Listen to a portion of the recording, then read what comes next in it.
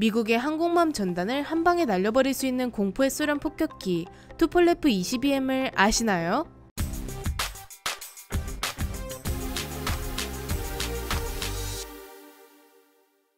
안녕하세요, 지식스토리입니다. 이번에는 과거 냉전 시절 사용되었던 소련의 폭격기에 대해 알아볼 텐데요. 포병은 전쟁의 신이라는 말이 있습니다. 그만큼 포병은 전쟁에서 중요하고 포병의 전력에 따라 전쟁의 승패가 좌우될 수 있다는 말이죠. 전선 뒤에서 수천 발에 달하는 포탄을 떨어뜨리면 쑥대밭이 되지 않는 곳이 없었습니다. 하지만 일반적인 대포로는 정말 먼 곳까지 타격을 줄 수 없었습니다.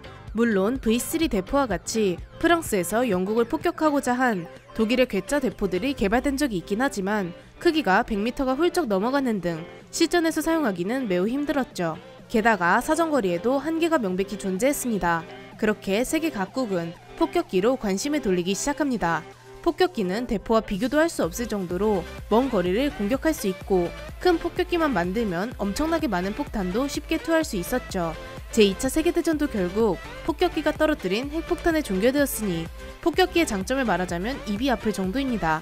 냉전 시대에 미국과 소련은 어김없이 폭격기 경쟁에 돌입하게 되었습니다. 냉전 초기 소련은 1952년 초도 비행에 성공한 투폴레프 16이라는 폭격기를 사용하고 있었죠. 당시 미국은 대량 핵 보복 전략을 채택해 건들기만 한다면 폭격기를 마구마구 보내 상대방을 핵으로 초토화시키겠다는 전략을 갖고 있었습니다. 미국은 이런 전략을 위해 최고 속도가 마하 2에 달하는 B-58 초음속 핵 폭격기를 실전 배치하고 있었고 이는 소련을 더 긴장하게 만들었습니다. 투폴레프 16은 소리의 속도인 마하 1도 되지 않았기 때문이죠. 소련도 이에 발맞춰 투폴레프 22 블라인더 폭격기를 실전 배치했지만 이조차도 마하 1.4밖에 되지 않았습니다. 게다가 투폴레프 22 블라인더 폭격기는 이전의 투폴레프 16에 비해 속도가 빨라졌을 뿐 다른 개선점이 거의 없다시피 했죠. 그래도 초음속 폭격기를 보유했다는 의미를 두고 미국을 끊임없이 견제하는 데 성공하긴 했습니다. 미국이 무언가 개발하면 소련이 빠르게 쫓아가고 소련이 빠르게 쫓아오면 그것이 두려워 미국은 더 멀리 도망쳐버리는 싸움을 계속합니다. 투폴레프 22 블라인더 폭격기가 실전 배치되자 미국은 폭격기 전력에서 완벽한 우위를 점할 수 없다고 판단했고 더 강력하고 빠른 폭격기의 개발에 착수합니다. 미국이 이렇게 나올 것을 너무나도 잘 알았던 소련은 투폴레프 22 블라인더 폭격기보다 더 강력한 폭격기 개발에 착수했죠. 투폴레프 22는 항속거리가 4,900km밖에 되지 않았고 폭탄을 가득 실은 상태로는 제대로 된 미국 본토 타격이 불가능했습니다. 작전거리가 2,000km가 채 되지 않았죠. 폭격만 성공하고 돌아오지 못하는 작전을 선택해도 짧은 항속거리로는 뭘 제대로 할 수가 없었습니다. 항속거리를 조금 길게 만들어 전략 폭격기로도 사용하고 미 해군의 항공모함 전단에 초음속 순항 미사일을 발사할 수 있는 초음속 중장거리 폭격기 개발을 하고자 했습니다. 완전히 새로운 기체를 개발하고자 했지만 그렇게 자금적인 여유가 없던 터라 투폴레프 21을 기반으로 기체를 개발합니다. 속도도 빠르면서 멀리 날고 싶다는 것은 상당히 모순적인데요. 늘씬한 외형을 가지면 빠르게 날 수는 있지만 날개의 면적이 부족해 양력이 적어 멀리 날 수는 없었습니다. 그래서 소련은 날개를 접었다가 펼칠 수 있는 가변이 구조의 폭격기를 생각합니다. 빠르게 날 때는 날개를 접고 천천히 멀리 비행할 때는 날개를 쭉 펴고 비행하고자 했던 것이죠. 속도와 항속거리, 두 마리의 토끼를 잡기 위해 소련은 투폴레프 21을 가변익 형태로 개조했고 엔진도 2배나 강력한 녀석을 장착해 소련의 마음에 쏙 드는 폭격기가 탄생하게 되었습니다. 이 기체는 1969년 8월 30일 초도 비행에 성공하게 되었고 이름은 투폴레프 22M으로 붙이게 됩니다.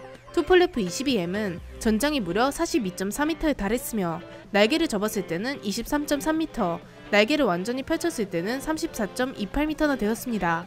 승무원은 4명이 탑승하며 최고 속도는 마하 1.88에 항속거리는 6,800km 정도로 꽤 길어졌습니다.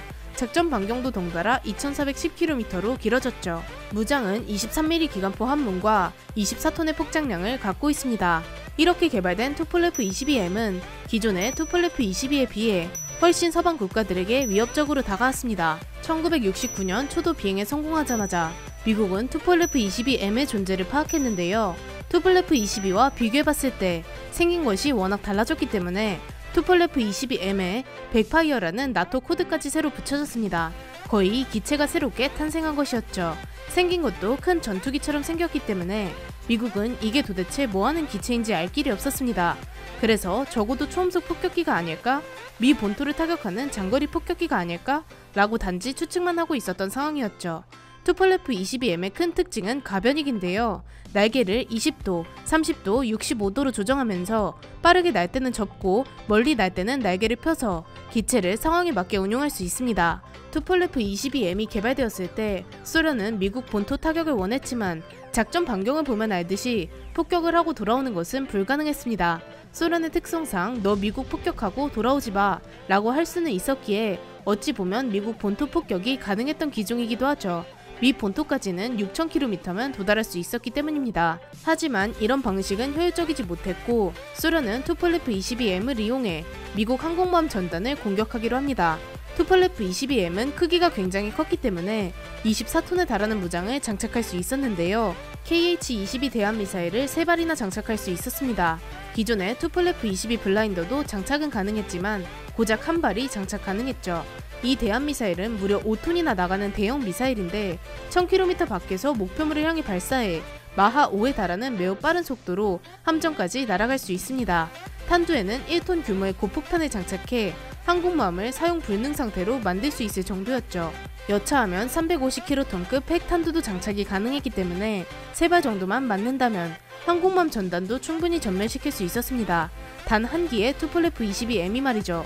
투폴레프 22M이 위협적인 이유는 바로 항공모함에서 발진한 함재기의 사정권인 720km 밖에서 미사일을 쏜다는 것인데요.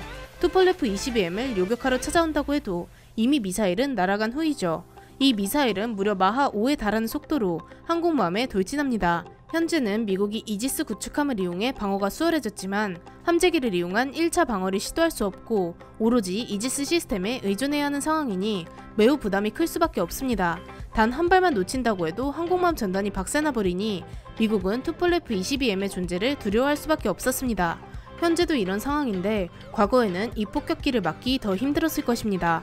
또한 최근에는 KH-22 미사일을 개량한 KH-32 미사일도 장착이 가능한데 KH-32 미사일은 40km의 고고도로 침투해 함정 위에서 수직으로 떨어지는 방식입니다. 이렇게 날아오면 이지스 시스템이 막기가 더 힘들어졌죠. 심지어 이런 녀석이 공중급유만 잘 받으면 문제없이 미국 본토도 폭격이 가능한 상황이었습니다. 따라서 1979년 미국은 소련과의 국방비 감축 협상을 통해 공중급유를 받지 못하게 주유구를 떼라고 요구했습니다. 결국 소련도 미국의 말을 들어주었고 주유구를 떼버렸죠. 투폴레프 22M은 핵탄두 이외에도 여러가지 재래식 폭탄을 이용해 지상에 폭격 임무를 수행할 수도 있습니다. 이전에 투폴레프 22 블라인더는 9톤 정도의 폭장량을 보여줬지만 그보다 훨씬 커진 24톤의 폭장량은 훨씬 강력한 화력을 보여줄 수 있습니다. 물론 그렇게 멀리까지 가지 못해 장거리 폭격기는 아니지만 핵폭탄을 운용 가능한 중거리 전략 폭격기의 위상을 차지했죠. 미국을 폭격하지는 못해도 소련 주변에 붙어있는 영국, 서독, 프랑스와 같은 유럽 국가들과 한국, 일본과 같은 동아시아에 있는 미 우방국 정도는 박살내버릴 수 있는 것이었습니다. 그리고 폭격기에 어울리지 않게 기관포도 하나 달려있는데요. 23mm 기관포는 앞이 아니라 뒤에 달려있습니다. 투폴레프 22M의 뒤에서 요격기가 따라오면 위협하거나 공격하라는 용도로 달아두었는데요. 사실상 폭격기에 달려있는 한정의 23mm 기관포를 맞고 추락할 미국 전투기는 없었으니 무용지물이었습니다. 과거 날아다니면서 기관총으로 전투기를 요격하던 제1차, 2차 세계대전의 감성이 남아있는 모습입니다. 1972년부터 소련은 투폴레프 22M을 전선에 대거 배치했고 미국 항공모함을 견제할 수 있는 카드라는 것을 이용해 소련 해군에게도 많은 물량을 주었습니다. 미국이 여차해서 넘어오면 미사일 순양함들과 함께 미사일 소나기를 쏟아부어주라는 것이었죠. 투폴레프 22M은 실전 경험이 많지 않은데요. 소련이 아프가니스탄을 침공한 아프가니스탄 전쟁에서 재래식 폭탄을 투하하는 임무를 수행했으며 체첸 전쟁에서도 폭격 임무를 맡았습니다. 그리고 시리아 내전에서 순항 미사일을 사용해 그 위용을 뽐냈었죠. 투폴레프 22M은 소련이 무려 497기나 생산해서 배치했는데요. 가격은 한 기당 약 1,500억 원입니다. 투폴레프 22M은 미국 해군의 항공모함 전단에 맞서는 냉전 시대의 상징적인 핵폭격기였습니다. 그런데 소련이 붕괴되면서 투폴레프 22M은 민낯이 드러나게 됩니다. 투폴레프 22M은 우크라이나에 대거 배치되어 있었고 박물관 전시용을 제외한 나머지를 전부 폐기 처리하게 됩니다. 미국은 여기에 개입했고 폐기하면서 투폴레프 22M의 스펙을 봤는데 생각보다 성능이 별로였고 미국이 그렇게 무서워할 정도는 아닌 수준이었습니다. 단지 어느 정도의 스펙을 갖고 있는지 몰랐던 미국이 상상의 나래를 펼치면서 소련을 과대평가했던 것이었죠. 많은 양의 투폴레프 22M을 폐기하는 과정에서 중국, 인도를 비롯한 여러 나라들이 투폴레프 22M을 버릴 바에 자신들에게 비싼 값이라도 받고 팔아달라 했지만 러시아는 기술 유출 등의 이유로 강력하게 반대해 무산되었습니다. 현재까지도 투폴레프 22M은 러시아 공군과 해군이 쓰고 있으며 공군은 90기가량, 해군은 60기가량 보유하고 있습니다.